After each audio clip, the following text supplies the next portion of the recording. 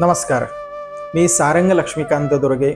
शास्त्रवचनम या आमच्या यूट्यूब चॅनलमध्ये मी आमच्या सर्व दर्शकांचं मनपूर्वक स्वागत करतो.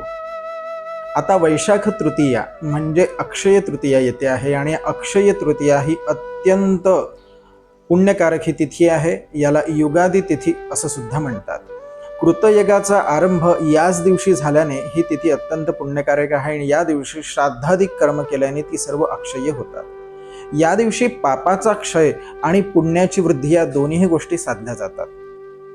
पापाचा क्षय कसा, तर या दिवशी गंगा स्नान, यवभक्षण, यवदान आणि यवहोम केल्याने सर्व पापांचा क्षय होतो असं धर्मसिंधूमध्ये स्पष्ट सांगितलेलं आहे. धर्मशास्त्रानुसार या पद्धतीने पापाचा क्षय होऊन पुण्याची वृद्धी होण्याकरता आपल्याला काय करता येईल, तर याच दिवशी अस्याम यत्किंचित जप होम पितृतर्पण दानादि क्रियते तत्सर्वम अक्षय्यम.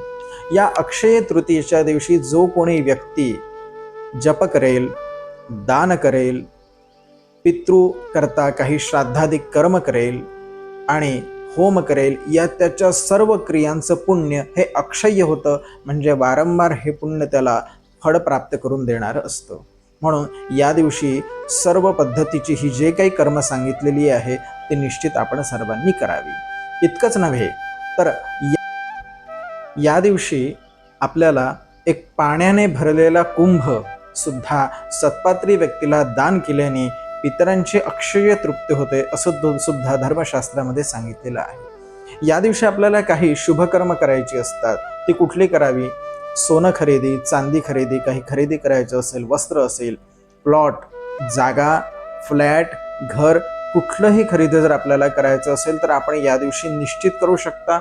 एखाद्या गोष्टीमध्ये जर आपल्याला इन्व्हेस्टमेंट करायची असेल, कुठे जर पैसे गुंतवायचे असतील तर ते सुद्धा कर्म आपण या अक्षय तृतीयेच्या शुभ मुहूर्तावर करू शकतो.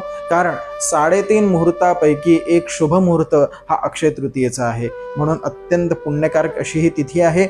या तिथीला आपण सर्व ही शुभकार्य करा, म्हणजेच आपली कर्म अक्षय होतील, आपण केलेलं दान सुद्धा अक्षय होईल आणि त्याचं फळ आपल्याला उत्तम मिळेल. जय श्रीराम.